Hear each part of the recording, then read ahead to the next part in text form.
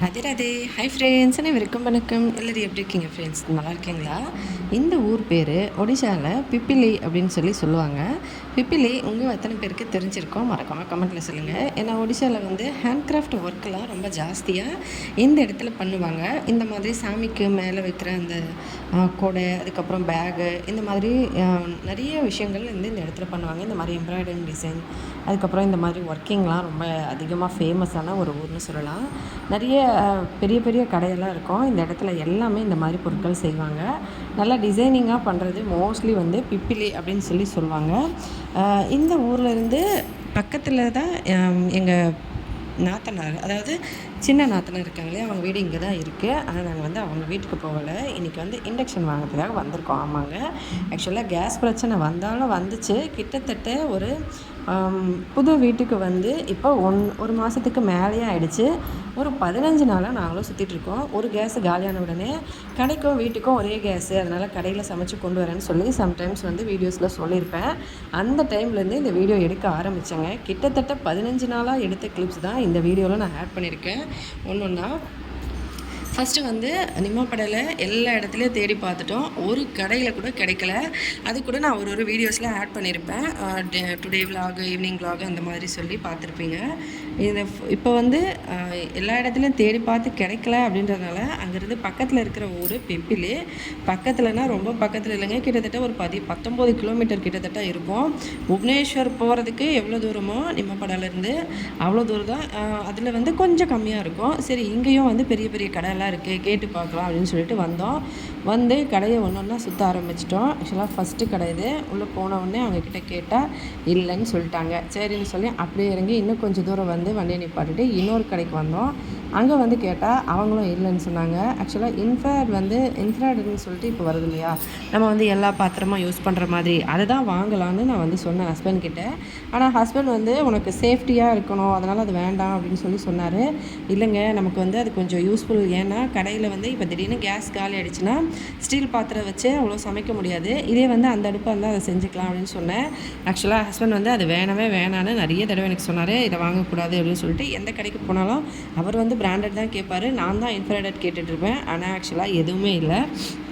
எல்லா கடையிலையும் சுற்றி கேட்டுட்டு அந்த ஊரில் ஃபுல்லாகவே கேட்டுட்டு வந்துட்டோம் அன்றைக்கி. அதுக்கு அடுத்த நாள் மறுபடியும் போயிட்டு வேறு எங்கே தேடுறது. மறுபடியும் பிப்பிலையிலே வந்து ஒரே நாள் போன அன்றைக்கே வந்து கிட்டத்தட்ட ஒரு 10 கடை இருக்கும். எல்லா கடையிலையும் ஏறி இறங்கிட்டு அதுக்கப்புறம் வீட்டுக்கு வந்து எங்கள் ஊருக்கு வரும்போது, அதாவது பலங்கா வரும்போது பலங்கா மார்க்கெட்லேயே கேட்டோம். அங்கேயும் கிடைக்கல. நிமாப்படலேருந்து ஊருக்குள்ளே இருக்கிற அந்த மார்க்கெட்லேயும் கேட்டோம். அங்கேயும் கிடைக்கல. சரி, அவங்க வந்து இன்னும் கொஞ்ச நாளில் ஸ்டாக் வந்துடும் அப்படின்னு சொல்லி 2-3 கடை வந்து சொல்லியிருந்தாங்க. அதனால சரின்னு சொல்லிட்டு 2-3 நாள் கழித்து வேணால் நம்ம மறுபடியும் அங்கேயே பார்க்கலாம் அப்படின்னு சொல்லிட்டு மறுபடியும் அங்கேருந்து வந்தோம். இப்போ வந்து இந்த இடத்துல இருந்து கொஞ்சம் தூரத்தில் தான் எங்கள் சின்ன ஓரக்குத்தியோட வீடு. அவங்களும் வந்து ஃபோன் பண்ணியிருந்தப்ப வீட்டு பக்கம் வாங்க அப்படின்னு சொல்லியிருந்தாங்க. நான் ஆக்சுவலாக ஈவினிங் ஆகிடுச்சு, அதனால் போக முடியாது. அதோட கொஞ்சம் கடை வேலையும் இருக்குது, பொருட்கள்லாம் வாங்கணும் அப்படின்னு சொல்லிட்டு இன்னொரு கடைக்கு வந்தோம். அங்கே வந்து ஒரு குட்டி சைஸு கடை. அந்த கடையில் வந்து வச்சுருந்தாங்க. ஆக்சுவலாக அவங்க வந்து இது கைத்தன் கம்பெனி அப்படின்னு சொன்னாங்க. ஆனால் பார்த்தா அப்படி தெரியலை. மார்க் ஒரு இடத்துல கூட கைத்தன் கம்பெனின்னு சொல்லி போடவே இல்லை. ஹஸ்பண்ட் வந்து வேண்டான்னு சொல்லிட்டாரு. ஏன்னா நல்ல பிராண்டடாக இருந்தால் தான் நமக்கு வந்து ஷாக் ப்ரூஃபு. காசு கம்மியாக கிடைக்குதுன்னு நம்ம வாங்கிட்டோம்னா அப்புறம் ஷாக் அடித்து ஏதாவது பிரச்சனைனா ரொம்ப கஷ்டமாயிடும், ரிஸ்க்லாம் எடுக்க வேண்டாம் அப்படின்னு சொன்னார். சரின்னு சொல்லிவிட்டு நான் வந்து அதெல்லாம் பார்த்துக்கிறேங்க, ஒன்றும் பிரச்சனை இல்லை அப்படின்னு சொல்லுவேன். ஹஸ்பண்ட் வந்து அதெல்லாம் கிடையாது, சேஃப்டி தான் கண்டிப்பாக முக்கியம். உனக்கு வந்து அந்தளவுக்கு அது தண்ணி சமைச்சிட்டே இருக்கும்போது திடீர்னு நம்ம தெரியாமல் தண்ணி போட்டுரும், அப்புறம் ஏதாவது பிரச்சனை ஆகிடுச்சுன்னா கஷ்டமாயிடும், அதனால் கண்டிப்பாக பிராண்டட் தான் இருக்கணும் அப்படின்னு சொல்லிட்டு மறுபடியும் இன்னொரு கடையில் போய் கேட்டோம். இதுவும் அதே இடம் தான், பிப்பிலியில். இங்கே வந்து இந்த கடை தான் ரொம்ப பெரிய கடை அப்படின்னு சொல்லி கூகுள் மேப்லேயும் போட்டிருந்தாங்க. பக்கத்தில் விசாரிச்சதுன்னு சொன்னாங்க. போய் கேட்டால் அங்கேயுமே இல்லையா. வந்த வேகத்தில் எல்லாம் அந்த கேஸ் பிரச்சனை வந்த உடனே எல்லோரும் வாங்கிட்டாங்க அப்படின்னு சொல்லியிருந்தாங்க. இன்ஃப்ராய்டட் தான் இல்லை. சரி, நம்ம ஸ்டீல் வைக்கிறதாச்சும் இருக்கான்னு கேட்டால் அதுவும் இல்லைன்னாங்க. எல்லோரும் கிரிக்கெட்டை சின்சியராக பார்த்துட்டு இருந்தாங்க. அதனால் ஹஸ்பண்டும் அப்படியே நின்று யார் பேட்டிங்கன்னு சொல்லி கொஞ்ச நேரம் பார்த்துட்டு இருந்தார். ஏங்க வாங்க, நம்ம வந்த வேலை வேறு அப்படின்னு சொல்லிட்டு அவரை கூட்டிகிட்டு அதுக்கப்புறமா வாங்க போகலாம், அங்கே சின்சியராக நின்று என்ன கிரிக்கெட் பார்த்துட்ருக்கீங்க அப்படின்னு சொல்லிட்டு கூட்டிகிட்டு வந்துட்டேன்.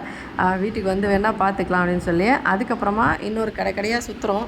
எப்படியோ எங்கள் ஹவுஸ் ஓனர் வந்து பார்த்துட்டு அவங்களுக்கும் தெரியும் இண்டக்ஷனுக்காக தான் போயிட்டு வந்தோம்னு சொல்லி அவங்களோட குக்கர் வந்து வீட்டில் சரியில்லை அப்படின்னு சொல்லி அப்படியே இதை கொஞ்சம் சரி பண்ணி கொண்டு வந்துட்டாங்க. எவ்வளோ ஆகுதோ நான் அப்புறமா காசு கொடுக்குறேன் அப்படின்னு சொன்னாங்க. சரின்னு சொல்லிவிட்டு இதை வந்து வாங்கிட்டு கொண்டு வந்து அவங்க கடையில் கொடுத்து அதையும் கொஞ்சம் ரெடி பண்ணி அப்படியே கொண்டு போய்ட்டு அவங்களுக்கு கொடுத்துடலாம் அப்படின்னு சொல்லிட்டு அதை வந்து ரெடி பண்ணிட்டோம். அதுக்கப்புறம் அந்த விலையை திருப்பி வீட்டுக்கு வந்துடலாம் அப்படின்னு சொல்லிட்டு கிளம்பிட்டோம். நல்லா ஈவினிங் ஆகிடுச்சு. இங்கே வந்து கொஞ்சம் வெஜிடபிள்ஸ்லாம் வாங்கிட்டு அதுக்கப்புறமா மறுபடியும் வீட்டுக்கு வரணும் அப்படின்னு சொல்லிட்டு நாத்தனார் வீட்டுக்கு போகலை. ஆக்சுவலாக நாத்தனார் இப்போ ரீசெண்டாக தான் திருவிழாவில் பார்த்துருந்தோம். அதனால் வந்து சரி பரவாயில்ல, அப்புறமா வேணால் இன்னொரு நாளைக்கு பார்த்துக்கலாம் அப்படின்னு சொல்லிட்டு வந்துட்டோம். வந்த அப்புறமா எங்கேயுமே கிடைக்காத காரணத்தினால ஆன்லைனில் ஒன்று ஆர்டர் பண்ணேன். ஆக்சுவலாக இது தாங்க அந்த ஆன்லைனில் ஆர்டர் பண்ணது. பிஜிஆன் கம்பெனி அப்படின்னு போட்டிருந்தது. ஆனால் நான் வந்து பிராண்டட் அதில் மொபைலில் வந்து ஃப்ளிப்கார்ட்டில் பார்க்கும்போதும் சரி, ப்ளஸ் வந்து அந்த பாக்ஸில் யூஸ் பண்ணுறவங்க வந்து யூடியூப்பில் வீடியோ போட்டிருந்த இடத்துலையும் சரி, இந்த பக்கம் ரைட் கார்னரில் வந்து கீழே அந்த பவர் பட்டனுக்கு மேலே வந்து ஈவா அப்படின்னு சொல்லி போட்டிருக்கோம். இந்த பாக்ஸில் வந்து ஈவான்னு போட்டிருக்கு. ஆனால் இதில் வந்து ஈவான்னு கிடையாது. அதோட இது வந்து இன்ஃப்ராரெட். ஹஸ்பண்ட் வந்து ஃபஸ்ட்லேருந்தே இன்ஃப்ராரெட் வேணான்னு தான் சொல்லிட்டு இருந்தார். நான் வந்து இதுக்கு முன்னே இன்ஃப்ராரெட் யூஸ் பண்ணதில்லை. ஆனால் வந்து நார்மலாக வந்து இதுக்கு முன்னாடி ப்ரெஸ்டீஜ் கம்பெனியில் ஒரு இண்டக்ஷன் வந்து யூஸ் பண்ணியிருக்கோம் சென்னையில் இருக்கும்போது. ஹஸ்பண்ட் வந்து அந்த இண்டக்ஷன் யூஸ் பண்ணும்போதே சேஃபாக சமை அப்படின்னு சொல்லுவார். இதில் வந்து அடிக்கடி வந்து கண்டிப்பாக சேஃபாக சமைக்கணும், உனக்கு தெரியாது, அப்புறமா தண்ணி வந்து அடிக்கடி துடைக்கிறேன் க்ளீன் பண்ணுறேன்னு சொல்லி தண்ணி ஊற்றி விட்டுட்டிங்கன்னா உடஞ்சி போயிடும், பட்டுன்னு வெடிச்சிரும் அப்படின்னு சொல்லி அம்மாவுக்கு வந்து அதெல்லாம் தெரியாது, அதனால கேர்ஃபுல்லாக பண்ணணும் அப்படின்னு சொல்லி வேணான்னு சொல்லிகிட்டே இருந்தார். சரின்னு சொல்லி எனக்குமே அதை ஆன் பண்ண உடனே அதுலேருந்து வந்து அந்த நெருப்பு பார்த்த உடனே பயமே வந்துருச்சு. ஏன்னா அப்படியே வந்து 4 சைடு ஃபுல்லாக ரெட்டாகிறது ஒரு பக்கம் இருந்தாலும் அந்த அடுப்பை சுற்றி எல்லா பக்கமும் சரியான சூடு. நான் அப்போ அடுப்பு பக்கத்தில் நிற்கிறேன், அவ்வளோ சூடு பயங்கரமாக இருந்துச்சு. அப்படி சாப்பாடு செய்யும் போது கூட கரண்டி போட்டு கலக்கும் போது எனக்கு பயமாக இருக்குது, ஒரு வேளை அது ஒரு தண்ணி வந்து லைட்டாக பட்டா வெடிச்சிருமோ, அப்புறமா ஏதாவது டேமேஜ் வந்து ஆகிடுமோ, வெடிச்சிட்டா ரொம்ப கஷ்டம் தானே அப்படின்னு சொல்லிட்டு அது ஒரு பக்கம் யோசிச்சுட்டே இருந்தேன். ஆக்சுவலாக இது வந்து 4000 ரூபா சொன்னாங்க. சரி ஓகே, நம்ம பார்த்து சேஃபாக சமைச்சிக்கலாம் அப்படின்னு ஒரு பக்கம் நினச்சாலும் ஆக்சுவலாக இது பிராண்டட் கிடையாது, ஒருவேளை ப்ரெஸ்டீஜ் மார்க்கும் கிடையாது இது, ஏன்னா கொஞ்சம் வேறு மாதிரி தெரிஞ்சது. ப்ளஸ் வந்து ஈவா அப்படின்னு போட்டிருக்கிற அந்த இடத்துல ஈவான்னு அந்த பேரையும் காணோம். நீங்கள் என்ன நினைக்கிறீங்கன்னு எனக்கு கமெண்ட்டில் சொல்லுங்கள். நீங்கள் வாங்கியிருக்கீங்களா, இல்லை இது ஒரிஜினல் தானா இல்லை டூப்ளிகேட்டா அப்படின்னு சொல்லி.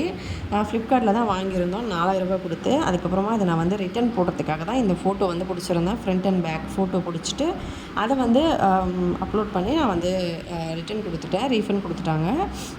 ஆக்சுவலாக எனக்கு பயம் வந்து என்னென்னா, ஃபர்ஸ்ட் ஆஃப் ஆல் வந்து தண்ணி பட்டா வெடிக்கும்னு சொல்லி எந்த கடைக்கு போனாலும் கேட்கும் போதெல்லாம் இன்ஃப்ராரெட்டா தண்ணி பட்டா வெடிக்குமே அப்படின்னு சொல்லுவாங்க. ஹஸ்பண்ட் வந்து சேஃபாக யூஸ் பண்ணணும், அந்தளவுக்கு வந்து கேர்ஃபுல்லாக இருக்க மாட்டோம், அப்புறம் தண்ணியெல்லாம் ஊற்றுனேன்னா வெடிச்சிரும்னு சொல்லி அவருமே சொல்லிட்டு இருந்தார். சரி நம்ம வந்து சரி இப்போதைக்கு வந்து கொஞ்சம் பிரச்சனையாக இருக்குது, நமக்கு காசு வந்து கொஞ்சம் கம்மி பண்ணணும், நம்ம இது வாங்கிட்டோம்னா எல்லா பாத்திரமும் யூஸ் பண்ணிக்கலாம். ஆனால் ஸ்டீலுன்னா கண்டிப்பாக ஸ்டீல் பாத்திரம் இன்னும் வாங்க வேண்டி இருக்கும், நம்ம புதுக்கடை வந்து இப்போ வச்சுருக்கோம் அப்படின்னு சொல்லிட்டு யோசிச்சுட்டு இருந்தேன். அதனால தான் நான் ரிஸ்க் எடுத்தாலும் பரவாயில்ல அப்படின்னு சொல்லி நினச்சேன். ஆனால் சரி நம்ம சேஃப்டியும் கண்டிப்பாக முக்கியம், ரிஸ்க் எடுக்கக்கூடாது அப்படின்னு நினச்சிட்டு அதை ரிட்டர்ன் பண்ணிவிட்டு இப்போ வந்து இண்டக்ஷனே வாங்கிக்கலாம் அப்படின்னு சொன்னேன். ஹஸ்பண்ட் வந்து இப்போ வச்சு தெரியுதா அது எவ்வளோ பயமாக இருக்கும், எவ்வளோ சூடு எப்படி வருதுன்னு பார்த்தியா அப்படின்னு சொல்லி சொன்னார். ஆமாங்க அப்படின்னு சொல்லிவிட்டு அதுக்கப்புறமா ஒரு கடைக்கு புதுசாக திறந்துருந்தாங்க. அவங்க வந்து 4 நாள் கழித்து வாங்க புதுசாக வரும் அப்படின்னு சொல்லியிருந்ததுனால 4 நாள் கழித்து போனால் அந்த கடையிலையுமே இல்லை, புது கடையில் கூட இல்லை. புது கடையில் ஸ்டாக் வரும், புது கடை திறக்கிறாங்க, கண்டிப்பாக நல்லதாக இருக்கும் அப்படின்னு சொல்லிட்டு போனால் அங்கேயுமே இல்லை. வேறு வழியே இல்லை அப்படின்னு சொல்லிவிட்டு மறுபடியும் வந்து அதே கடை சூப்பர் மார்க்கெட்டில் நான் வீடியோ எடுக்கும்போது அப்லோட் பண்ணியிருப்பேன். அதே கடையில் 4025 ரூபாங்க. இது எனக்கு மனசே ஆறல, என்னங்க 4025 ரூபா, அதுவும் ஸ்டீல் பாத்திரம் வைக்கிற மாதிரியா அப்படின்னு சொல்லி ஹஸ்பண்ட் வந்து வாங்கினா உனக்கு பிராண்டட் தான் வாங்கணும், இல்லைன்னா இண்டக்ஷனே தேவையில்லை அப்படின்னு சொல்லிட்டாரு. ஹஸ்பண்ட் சொல்கிறது சரி தான், சேஃப்டி ரொம்ப முக்கியம்.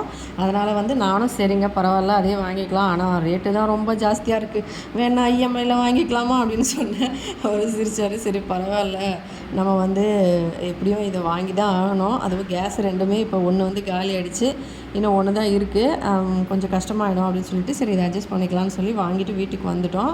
கொஞ்சம் பொருட்களும் வீட்டுக்கு தேவையானது வாங்கிட்டு இண்டக்ஷன் வந்து வீட்டுக்கு வச்சு ஆன் பண்ணி சுடு தண்ணி கொஞ்சம் வச்சு பார்த்தோம். ஓகே எல்லாம் நல்லாயிருக்கு அப்படின்னு சொல்லிட்டு எடுத்து வச்சாச்சு. மில்டன் கம்பெனி இந்த அளவுக்கு ரேட் போட்டிருக்காங்க, நீங்கள் என்ன நினைக்கிறீங்கன்னு எனக்கு கமெண்ட்டில் சொல்லுங்கள். இது ஓகே தானா, இல்லை நீங்கள் வாங்கியிருக்கீங்களா, மில்டன் நல்லா வேலை செய்தா? ஏன்னா ஆக்சுவலாக மில்டன் கம்பெனி வந்து எனக்கு தெரிஞ்சு இந்த சுடுதண்ணி மட்டும் வைப்பது, அந்த ஃப்ளாஸ்க் மட்டும்தான் வந்திருந்தது. இப்போ வந்து இண்டக்ஷன் வந்திருக்குன்னு சொல்கிறாங்க. 3 வருஷம் கேரண்டியாக. அதனால் வந்து ஓகே அப்படின்னு சொல்லி தோணுச்சு. நீங்கள் என்ன நினைக்கிறீங்கன்னு கமெண்ட்டில் சொல்லுங்கள். இதுதான் பில்லு. இந்த லாஸ்ட்டில் இருக்க கோதுமை மாவு கொஞ்சம் வாங்கினோம். அதுக்கப்புறமா 4000 ரூபாய்க்கு மேலே வாங்கினா கோதுமை மாவு ஃப்ரீன்னு சொல்லிட்டு 2 ஃப்ரீயாக கொடுத்துருந்தாங்க. அதுக்கப்புறம் 4045 ரூபா வாங்கினாங்க.